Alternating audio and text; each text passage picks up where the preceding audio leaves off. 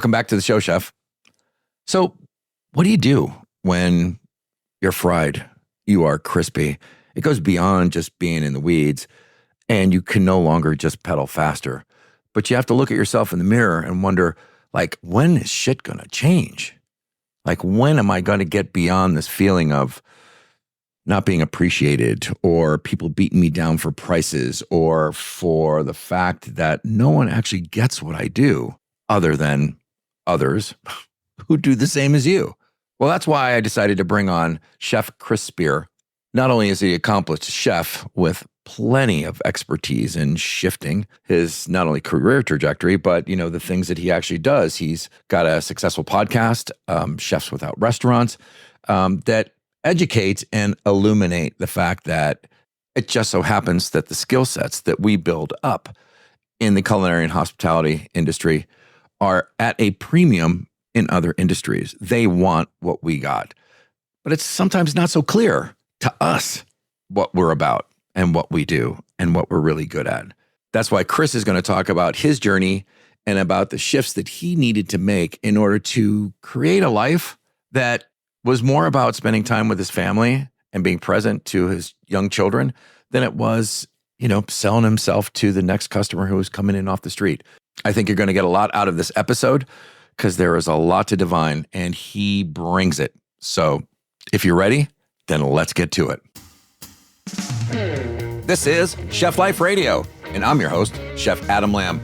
I'm a culinary career coach dedicated to assisting hospitality professionals just like you to enjoy their careers without having to sacrifice their lives.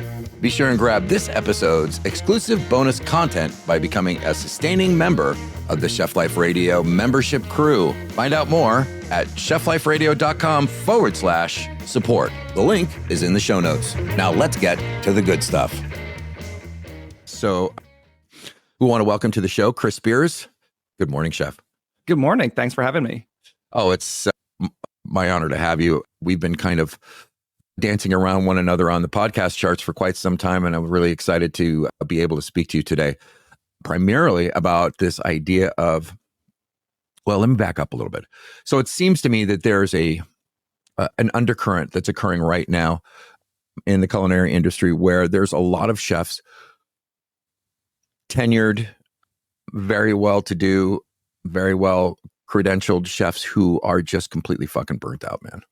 Absolutely. They're leaving the industry, if only to, well, I shouldn't say leaving the industry. It seems like they're leaving Main Street.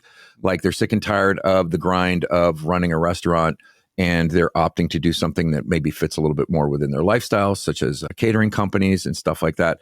So I really love to highlight chefs who've taken a different route and still stayed true to their chef roots.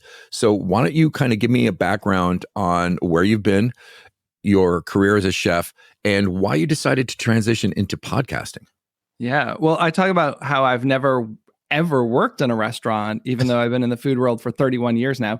So I worked at Burger King when I was a little younger. I did a little time at Boston Market. I don't really think those count, but yeah, I mean, I've always been interested in food and cooking. I've said I was a little fat kid growing up. I love being in the kitchen, being around my mom cooking, or when we went to see my great grandmother. I went to culinary school. I was at Johnson & Wales. I got my bachelor's in culinary, and I graduated in 1998. So at that time, when you graduated culinary school, especially with a bachelor's, I think the expectation was you were going to go into a restaurant, maybe a resort, something of that nature. Hopefully, start at like a sous chef level or so. But the reality is it was expensive. I came out, my student loan repayment was $404 a month for 10 years. That's what I had left after already paying into it. My parents were not able to help. And I was getting offered jobs in the ballpark of, like $7 an hour or so with no benefits at restaurants and stuff. And that was really tough. And then there was a retirement community in my area, and they were doing a job fair, and they were looking for kitchen help. And the offer was, kind of lead line cook thing, 11 plus an hour, every other weekend off, no nights, full benefits, retirement. And I was like, what? It wasn't even something that was really spelled out in culinary school. You didn't think that was something. And that started me on a career path. And soon I was able to move up to sous chef there. And then I moved cross country to Seattle got out there, looked at some places, had some great interviews. I thought I would maybe be the saucier at the Space Needle. That seemed good, but the pay was like $32,000 a year, something like that. And again, found a retirement community and they hired me. So that kind of set me on this path. And then, it's taken me all over the country. I've worked at places like IKEA. I was a catering director in a hospital, but I was in Pennsylvania. Now we're talking about 20 years ago. I worked for a catering company a little bit, and they only did big events, mostly corporate events. But every once in a while, a husband would call and say, "Hey, would you come and do a dinner for two at my house? Just, me and my wife." It doesn't make sense if you're a big catering company. It's not worth it. But after getting so many of these, the owners said, "Hey, Chris, would you want to do this? You can keep all the money, use our kitchen. I think it'll be good, maybe lead generation for us."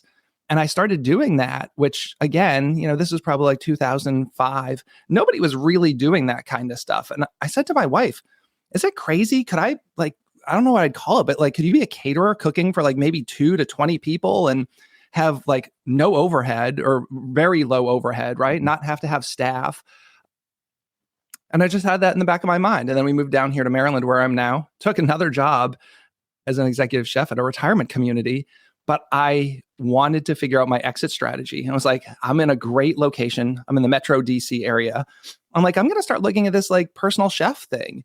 And the great thing about that is you can do it on the side while you're working a job. And, working the job I was at, I had every other weekend off. Actually, when I was hired, I only had to work 1 weekend a month. So I just started picking up gigs, 1 a month, 2 a month, just to see if it was viable. And then after doing it for about 5 years on the side, left my job and took it full time. And now coming up this November, it'll be 7 years of me working full time as a personal chef, doing dinner parties in people's homes. And just as an aside to our listeners, and they've probably heard me say this before, but if you've been brought up or trained, shamed, and conditioned to believe that your only success is going to come through your personal perseverance and the realization of your personal vision of cuisine on Main Street in a restaurant, then you need to take a step back, because inevitably that is going to require you giving up quite a bit of your personal life, of your personal relationships. If you're married and have children, as I was coming up, those decisions often come at a heavy price. And yet there are industries out there that celebrate the fact that we have not only professional lives and personal lives, healthcare being one of them.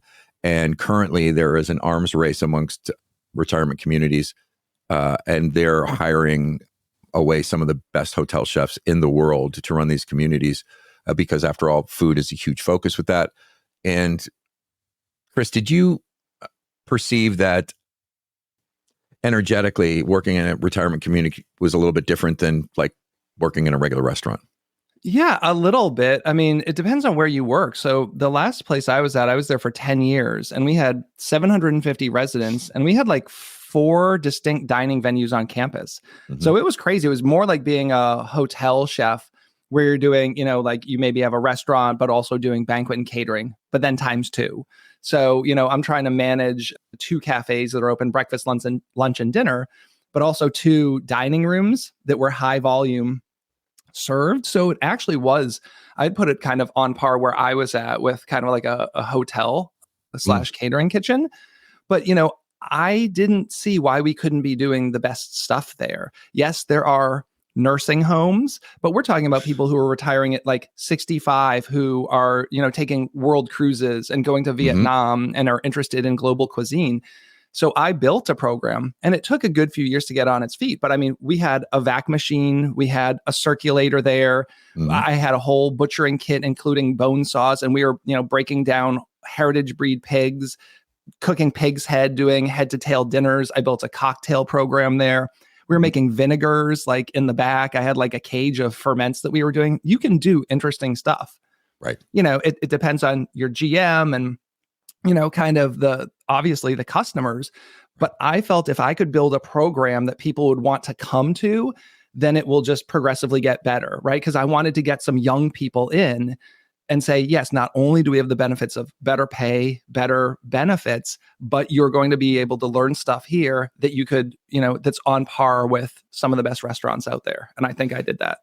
And what kind of changes did you have to make psychologically or emotionally once you shifted from that 10 years to now I'm going to start running down some catering business? And there's certain business cycles within the year. Sometimes it's either feast or famine. So how did you manage that change?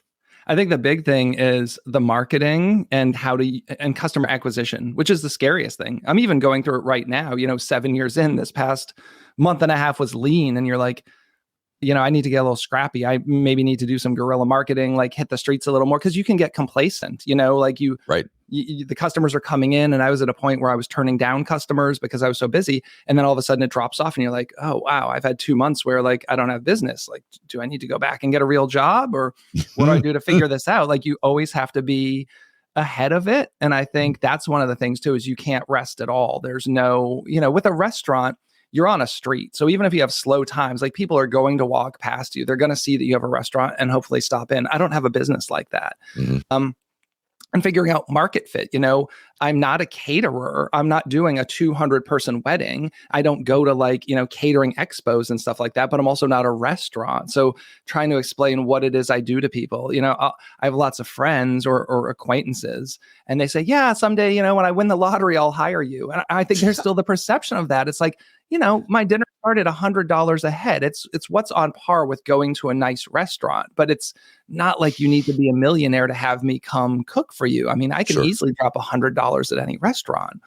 So for me, the big shift was like, one, I do everything. I have no one I have an accountant do my taxes at the end of the year, but besides that, I don't have helpers. I don't have marketing. I don't have anyone doing social media. I don't have anyone ever helping me like cook, like get it going. So being a one-man show, being comfortable with that, learning what your weaknesses are and learning how to improve in those areas. And one of the benefits of my job is I get to talk to a lot of chefs from all different markets and all different market segments. And one of the things that seemed to pop out at me quite a bit was this idea of the folks who decided to take a similar tack like you, create their own personal catering business, whether that's small or large. Resoundingly, one of the things that they said that they were just sick and fucking tired of was customers who didn't understand what went into it and thereby would beat them down in price. And they felt like because of everything that they put into it, like that should be the last conversation that we're having right now is when you're trying to beat me down in price. And if you actually knew what I could present, there wouldn't be a conversation. And is that something that you've run up against? 100%. I don't think people understand. I say, let's say I'm doing a dinner tonight and it's 6 people, 8 people. It could take 3 days to do. Like, I do custom menus. So we have the time invested on the computer end where it's the back and forth of like, what do you like to eat? Here's my menu. We, figure that out. And then I've got to shop for the ingredients. I've got to, prep some ahead of time. So I might be renting and going to a commercial kitchen there to do some prep work. I get to your travel. I mean, I'm traveling in the DC area. It could take 2 hours to get to your home. Mm-hmm. Get there. I get there 90 minutes before dinner, etc. I'm there. It's like a full day commitment. Then I got to come home and wash all the stuff. And I might not feel like doing it at midnight. So now it creeps into the next day. So it's a lot. And I've had a number of requests just the past month or so where people, I ask on my questionnaire what your budget is. $35. What do you like to eat? Crab, steak, like. And I said to someone, and I try to educate without being snarky, but I said to someone the other day, like, I just went out to dinner with my family this week. My son's cheesesteak was $16.95, and that's without tax and tip. Like $35 is your budget for a 4-course dinner that I'm doing in your home, and you want high-end ingredient? Like, what planet are these people on? Right. And so how do you, like you said, you don't want to necessarily educate them or beat them over the head, but at what point do you just say, this is not worth my time? Yeah, I totally just let them know. I say, if they come in with that, I say, just so you know, my dinner started a minimum of $100 a head. It looks like that's not in your budget. If you decide that you still want to do this, let me know and I will put together a custom menu for you. I would rather give you something extra. Like if I feel like it's a stretch, maybe you're going to get like a free amuse or something like that. But I'm not going to negotiate down. I would rather add value on top of that, which is why my marketing has always been positioning myself towards the high end. There's always people, I say the Super Bowl sells out every year. Every single seat in there is full. There's people who pay it. There's people who are going to see the Rolling Stones at $5,000 a head for the front row. That's my target market if it has to be. As much as I want to be for the people, what I do price-wise, it doesn't make sense. I can't be the Applebee's. Like, it's just not going to work out.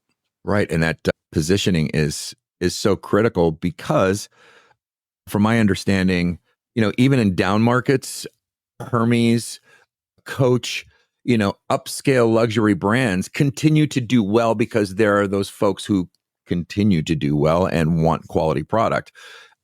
And I just read something the other day, whereas a lot of companies, so during the pandemic and the lockdown and then the breakdown of the supply chain, it was normal for us to turn around and say chicken wings are what now? What are they this week? And yet now that commodity prices are dropping, and if anybody is not looking at weekly and monthly commodity pricing or futures, they definitely should do that. It's a great way to pre-plan a menu when you're perceptively a season away or a quarter away. None of these companies seem to want to bring down their pricing, right? Yeah. Now Right. They're like, okay, we're going to get ours back. And the power of the purse is such that, the only real choice that we have is either to buy it or not buy it. So how are you dealing with rising costs? Yeah. So I've had to look at, I don't want to cut the quality of the ingredients I'm putting in, but it means doing more with less with some things. Like I used to use a lot of crab, especially because I'm here in Maryland. The crab is coming off the menu except for center of the plate, unless you want that to be an upsell. Like I used to have starters where there would be a crab salad on a crostini. Now it's the exact same thing, but it's a shrimp salad. And people love it because I can get shrimp, even really good wild Gulf shrimp. And then I just cook them, chop them up and make it, it's like a mayonnaise fennel kind of thing. I can still give a high quality thing, nice presentation, but taking some of those ingredients out, looking at the cuts of beef, and not getting into, first of all, I never love selling filet, which is what people always say they want. That's one of those catering-ish things, which is the most expensive cut of meat. And it's like, how do we get away from that? And I think, I'm big on a short rib, and short ribs are not inexpensive anymore. I've seen them go from about $8.99 a pound to $11, $12.99 a pound just in the past year and a half, but it's still much less than ribeyes, strip steaks, things of that nature. How can I still give you a really nice cut of meat with a good presentation? So again, not really having to change my menu pricing that much, but just kind of looking at what I'm doing and can I do more with less? Yeah. That's a fantastic way to look at it. Now, it seems to me, or perhaps to anybody who's not necessarily as well versed about the ins and outs of running your own catering business, it seems to me that, gosh, man, that's a lot, dude. I mean, you're marketing yourself, you're positioning yourself, you're taking care of sales, you're booking by yourself, you're sourcing product, you're prepping it, you're arriving 90 minutes before. You have no help to do that. Is it too much? Yes. No, like you figure things out. So like for my booking process alone, is there anything that can be streamlined? So like I have a questionnaire for my customers, and I used to have people email me and say they're interested. Then I would have to email them this document and back and forth. And now it's a page on my website. And when you get to the About Me page where my contact info is, it says, if you're interested in having a dinner, this is the first place to start. Click here. And people fill out the information online. And then I get that questionnaire before I even have to talk to them. Just things like that. Is there some way you can use automation to do that? Having template responses. I mean, yes, you want to come off as personal, but I have all these template emails for like, yes, I'm interested. No, I'm not. And I can just go through really quickly, a follow-up thank you kind of thing. I used to follow up with thank yous to try and get reviews after dinner and saying, hey, that was great. Can you click here? Now I come to someone's house and I have a thank you card, but I also have a nice sheet of paper with a QR code and say, hey, I really appreciate you being, having me here.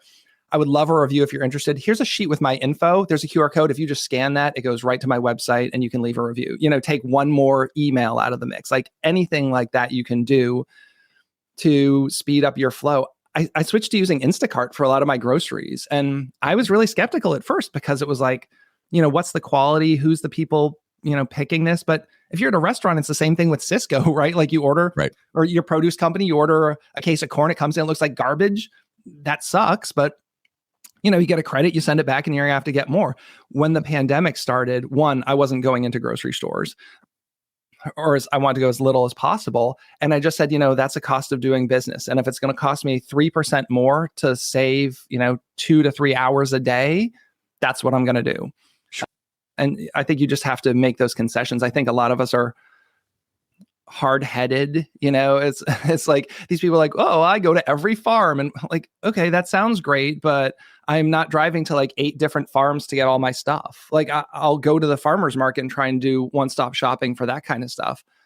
But the reality is I still need to buy Heinz ketchup and things like that at the grocery store. And so I usually go in and pick my proteins. Like I'll do an order and they'll come out to my car with all my boxed groceries. And then maybe I'll park and go in and pick my salmon or whatever, my short ribs. But anything you can do, like running a kitchen, you look at workflows, you watch your employees. How many times are they going to a walk-in for something? Well, that means that thing should actually be in a lowboy or something. Right. So ruthlessly analyzing your flow. And I think solopreneurs like me don't always do that. So it was just thinking about like, what am I doing over and over again? What is a waste of my time? What do I have to, if anything, pay for to fix? But yeah, I mean, there are days where you're like, man, I'm still making less than I was making 7 years ago when I left a job. Should I just throw in the towel and go back to working somewhere? But the reality is the work-life balance is so much better. The stress, I mean, I was having physical stress that was associated with, or physical ailments that was attributed to stress of the job I was at. And, where I was on like medicines and having panic attacks at work, like I don't have that anymore. I have stressful days. But to me, I wouldn't trade, any of that. So I'd rather just be at home and hustle, trying to get more business than to go back into one of those pressure cooker kitchens. Congratulations, man. And then to complicate things even further, you decide, oh, I'm going to do a podcast. Sure. So I didn't jump right to that. So the interesting thing is when you start a successful business, once you get some success, everyone wants to know the secret, right? So everyone wants to buy you a coffee or a beer. Hey man, I want to get out of my restaurant. How do I start a personal chef business? Let's go out for coffee. And I like people and we do that. And after a while, I was like, this is not a good use of my time. We have the internet. Why don't we build a community online? But I've always loved it. The idea of people, when I worked in a retirement community, I was a chef, not in a restaurant. And it extends to food truckers and cottage bakers and all kinds of things like that. But I thought, let's build a Facebook group and we can share best resources there. So I don't have to tell you. Someone can come and say, what's the first step to starting a food truck? And you can have, potentially 5-10 people answer that question. For me, a big component of that was gig sharing. I was getting a lot of job leads off of Thumbtack, which is expensive. But then I found myself, I'd have a party on Friday and someone would want to hire me and I was already booked. It's like, man, I've got all these other friends who are now doing this. How can I share the lead? So again, it was a place where I could just post up to a community and say, hey, I've got a hot lead. These people want a book. This is $1,000 gig. Who wants it? And I thought it was going to be literally like 8 people I knew here locally. I posted about it on my private Facebook, but I'm friends with someone who's a writer at the Washington City paper. And she DM'd me that day and said, ooh, can I talk to you tomorrow? Because I would love for this to be an article in the DC City paper on Friday. So we're talking, I mean, the logo was like the website's under construction. It's, a non-existent logo. And the article runs and I had like 200 people join the community that weekend when I didn't even know what it was because I was expecting it was 4 people I knew. So we did that for like 2 years, which was great. And part of Chefs Without Restaurants is getting help when you need it. So, I had parties, they're creeping now into 10, 15. And I would go in the Facebook group and say, who wants to work with me? I'll pay you $200 for 4 hours. It's a dinner in DC. And I started having friends help. And one night a friend helped me and we were driving back from DC. And he said, why isn't this a podcast? And the response was like, because I'm not a podcaster. Like I'm not in media. I do some blogging. I'm a self-identified introvert. And he said, well, I'll help you with it. We could do this together. It was my buddy, Andrew. He has a food truck called Pizza Llama here in Frederick. And we started talking about that. So we started this podcast in November 2019. And Andrew was really the lead. I was more the tech guy. I bought all the stuff too. So it's, I took care of all the post-processing and everything. I would interject some questions. I would give him some questions ahead of time, but he was only with me until COVID because, so we went from November 2019 to March 2020. COVID happened. And he said, business is down. I've got to lay some people off from my truck. I think I'm going to do everything myself. I don't have time for this podcast. We were actually doing it all in person at the time. There was a local brewery that was hosting us. We were not comfortable doing in person. So I said, you know what? I think I'm going to take this thing, and run with it, because then my business kind of dipped for a while. I said, I'm going to have way more time than I know what to do with. I kind of like this. And then for me, it was like, oh, now it's remote. I can talk to people all over the world. It's not just a DC area thing. I had never been on Zoom yet. Nobody was Zooming, quite at the beginning of March 2020. And once that started to be a viable thing, I said, I'm going to figure this out. I'm going to get a setup at home and just start doing it. And Andrew never came back. I mean, he's been a guest on the show a couple times and I love him, but I'm actually happy that it worked out this way. And I just released episode 200 last week and have just been going strong. But I love the podcasting. I love that it's both tactical. You can come and listen to episodes on customer acquisition, how to price your menu, how to start a food truck. But then you also have really interesting interviews with people who don't have anything. They're not going to necessarily teach you anything, but they're going to talk about being an immigrant coming into this country and what that was like, or, struggles that they've had with mental health. So it's kind of a 2 shows in one, depending on who the guest is that week. And I'm going to keep doing the podcast as well. Congratulations on episode 200.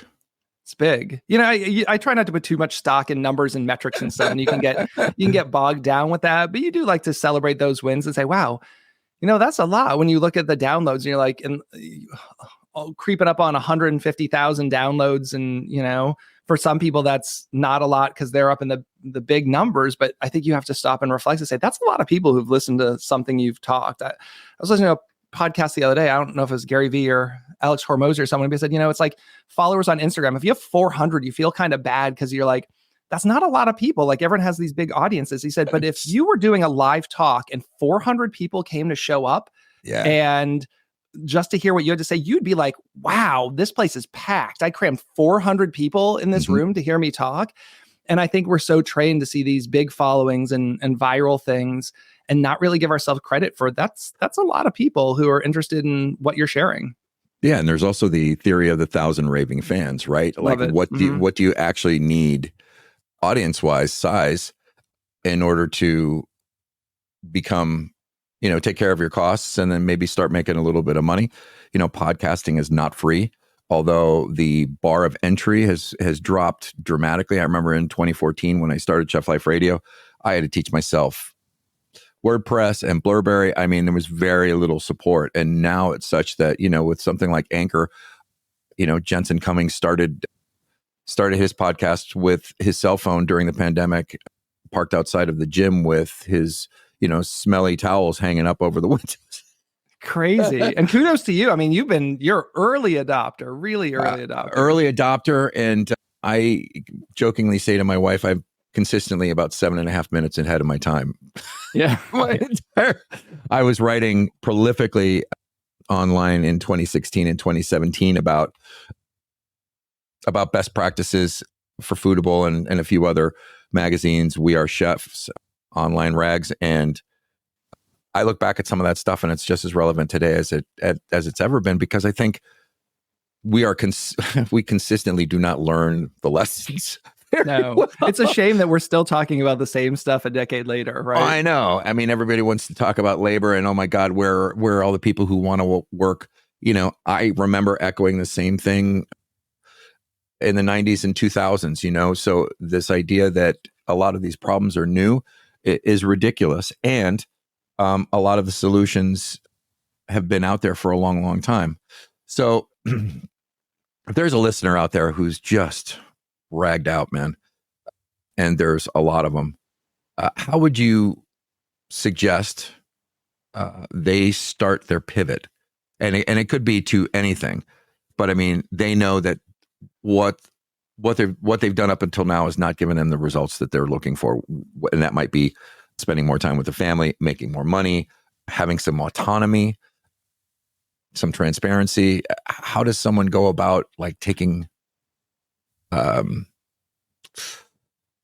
sitting down and taking a look at their life and saying, something's got to change, man. And how the hell do I change it? Yeah. Well, I'd say if you're looking to do something different, see if you can start it on the side first. Like with my business, being a personal chef is a very easy side gig. A lot of people have lucratively done it for a number of years because the way it operates is like, I actually don't have to register with the Department of Health or anything like that because I'm cooking in people's homes.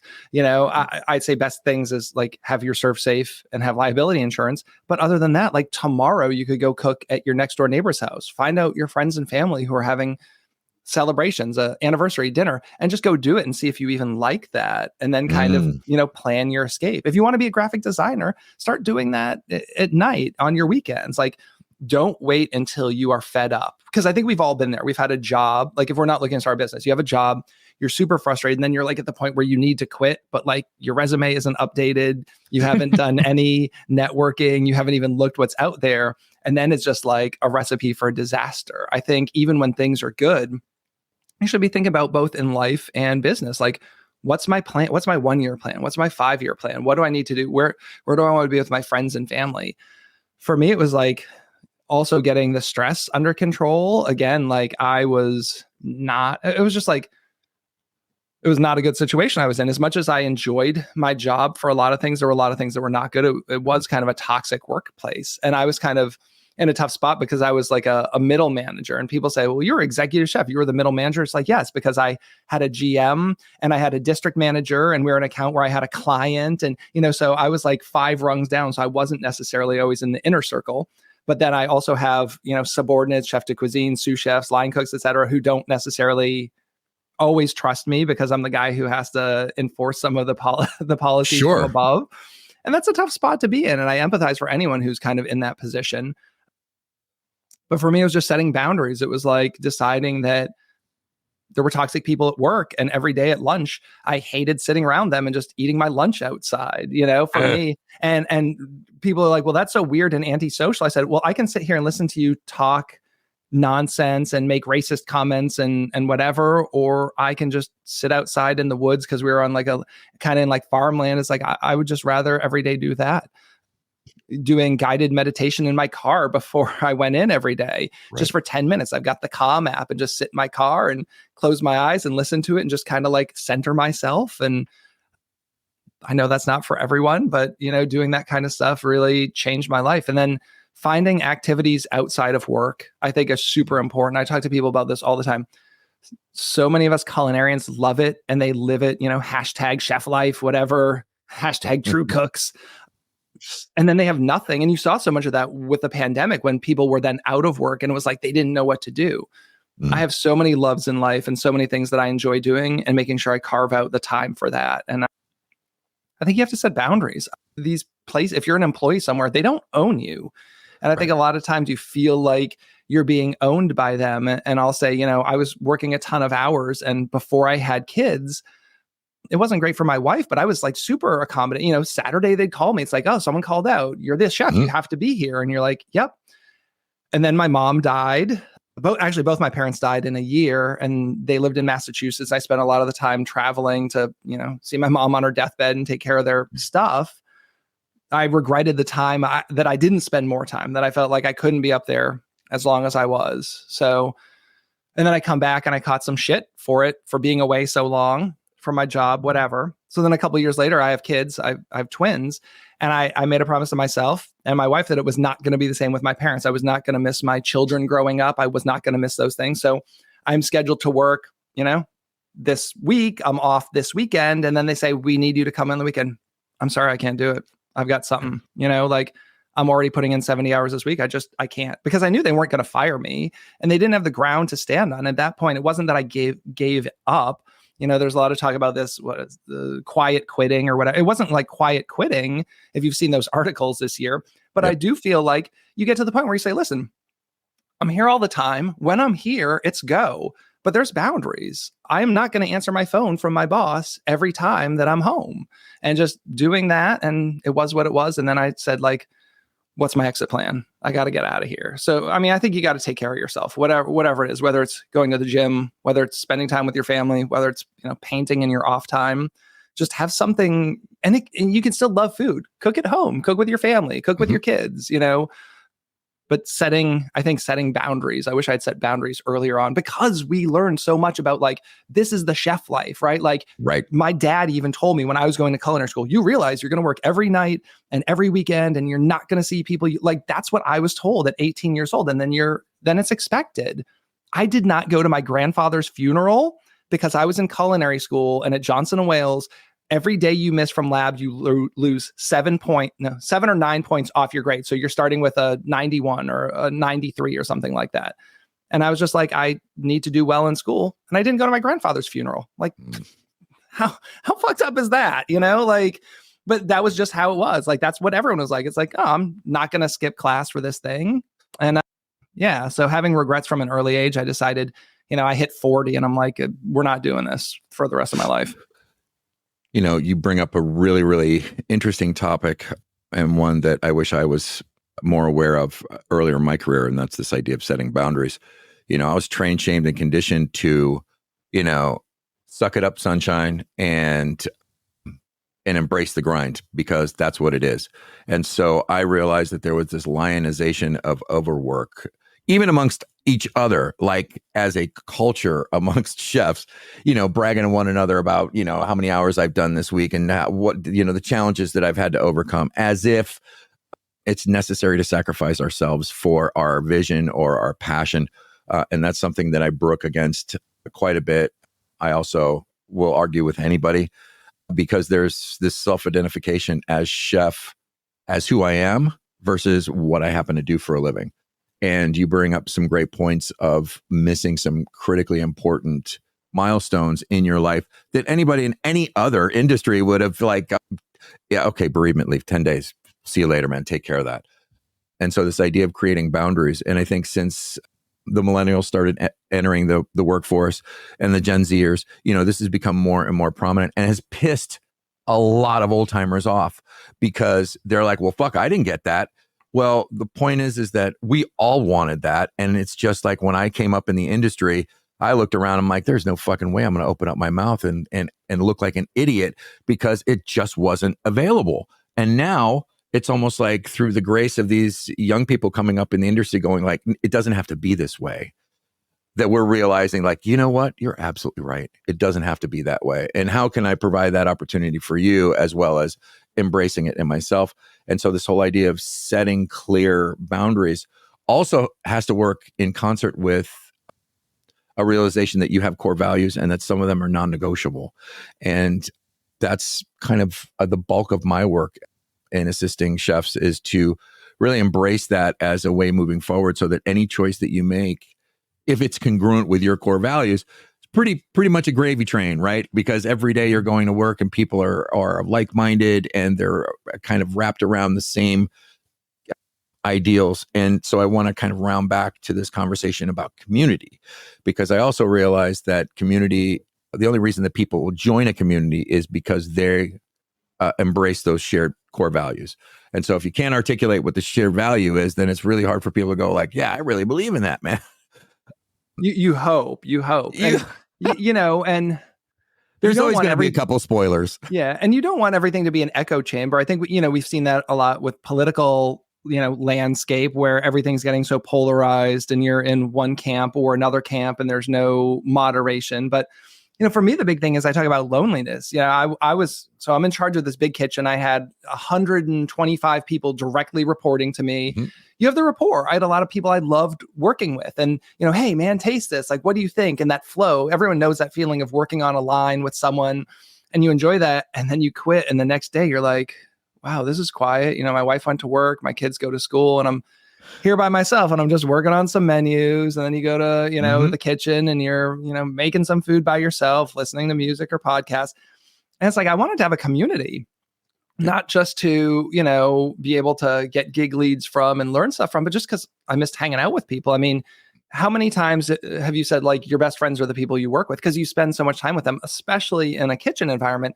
And then I had no one overnight. So it was building a community, which, started online kind of, but like, how can it trickle off into real world? So for me, an important thing was like, we had a meetup almost instantly. As soon as the group launched, we found a place in DC and, 20 of us got together and it was great to meet up for the first time. And I really love doing kind of like collaborative pop-ups, not because they're big money makers or anything else. Then I just miss cooking with people. So, I've done a handful of those where it's, you rent an Airbnb and sell tickets on Eventbrite and just cook with someone you love. And we always joke about like, oh, wow, I lost a lot of money doing this dinner. hopefully not too much.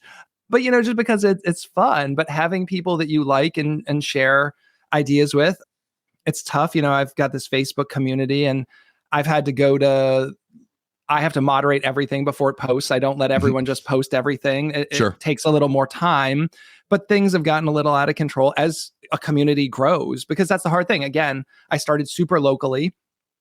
I knew almost everyone personally, or they were 1 degree removed. And now I just have random people all over the world wanting to join a Facebook group. And then they come in and they start spamming their business or dropping weird comments. But sometimes there are disagreements where I'll let it go a little bit. Let's see where this goes. Like, that's not my feeling. I don't want to be the one dictating what everyone's allowed to see. And that's where it gets into a gray area. It's like, okay, we have 2 members who are at odds here, and then other people are jumping in to take sides, and I'll let it see. And then at some point I might say, okay, that's your one warning. And then I'll have to shut comments off on it, Right. So, I think all in all, it's been a good community. I love that idea of allowing some space for contrarian conversation, because I know that there are some Facebook groups for chefs that are incredibly polarized. And, you get in there, and whether the overarching thing is just to talk shit about everybody else in the industry and post these fucked up memes, that's not part of any organization or community I want to be in, because there's all kinds of reasons, man, to feel shitty about our situations. But ultimately, that's being a victim of our circumstance. And I know, personally speaking, that nothing ever changed in my life until I shifted that one particular thought, and that what's happening in my life today is a sum total of my thoughts, feelings, and actions over the last 3 or 4 days. And so if I want something different to show up tomorrow, then that means I actually have to change where I'm at right now, regardless of outside circumstance, that reflects back this new reality that I want to bring into life. And anybody who's into meditation, Chris, I'm sure that you get this, that like in the moment is where everything changes for us moving forward.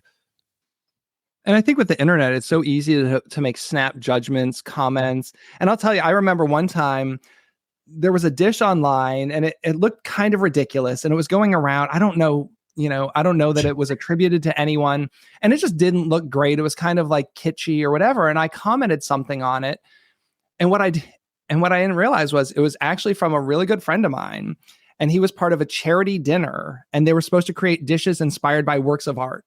And all the money was going towards a really great charity. And he had donated his time and his product. And I felt like a complete jerk because I was one of the people, it was just one of those things that almost went around on Facebook. Have you guys seen this? Like, right. Who eats this crap? Right. And I had made some comment like, I wouldn't eat that if you paid me. And then you're like, oh my God, I can't believe I know who did, I didn't know the context, because that's what we're so attuned to now. Everything is stripped of context. You and I are doing this conversation right now and someone watches it and I say one thing and they just like screen record it. And then it's like a meme on TikTok now and it's taken out of context and you don't know. We talked about this on my podcast with a guest a couple of weeks ago where he said, what I love about long form content is it's the receipts. He said, if you get canceled or whatever over something, at least you have 200 episodes that people can go back to and listen and just say like, no, this isn't, it was taken out of context, because I think it's so easy for us to take all these things out of context these days. So at least I think having like long form content, having, a paper trail or an audio trail of years and years of your beliefs and how you are, you can kind of at least fall back on that if nothing else. That's a fascinating way to look at it. And I have to agree. Listen, Chris, it's clear that you and I could be talking about this all day. I want to be respectful of your time and also the listeners' time. We've got some great stuff recorded, and I just want to say thank you so much for making time for us. Oh, thank you for having me. Of course. I've enjoyed talking to you. I love following what you do, and you have some great people on the show. Thanks. Now, for our regular listeners, we're going to segue into the On the Dock episode. And as you know, if you are a subscriber to this show, that these episodes are specifically for our subscriber members. They get all the content, all the back catalog, everything. And if you'd like to know more about it, you can go to chefliferadio.com / support. And for our current members, I just want to say thank you very much for supporting the show. It really makes a heck of a big deal to me and gives me an opportunity to have people like Chris on the show. So thanks.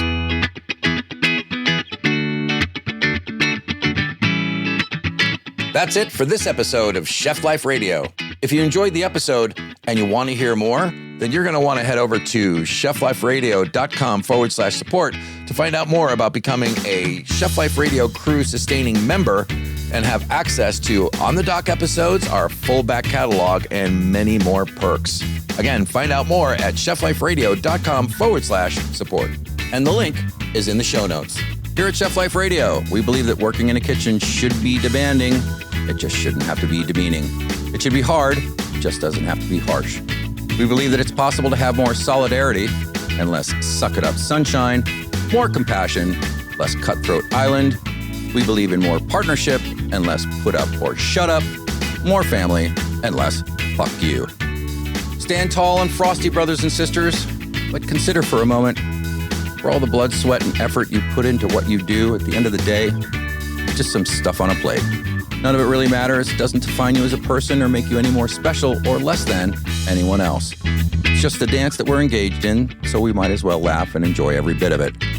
Or didn't you know that the purpose of your life should be to enjoy it?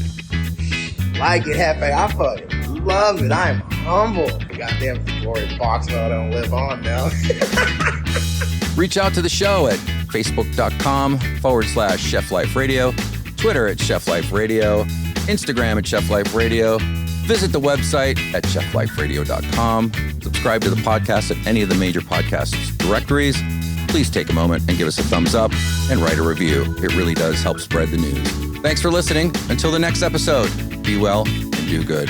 This episode was produced by me, Adam Lamb. It was recorded in the Basement Bunker studio in Bartow, North Carolina. Co-produced by Thomas Stephenson of podlike.com. Chef Life Radio is a production of Realignment Media.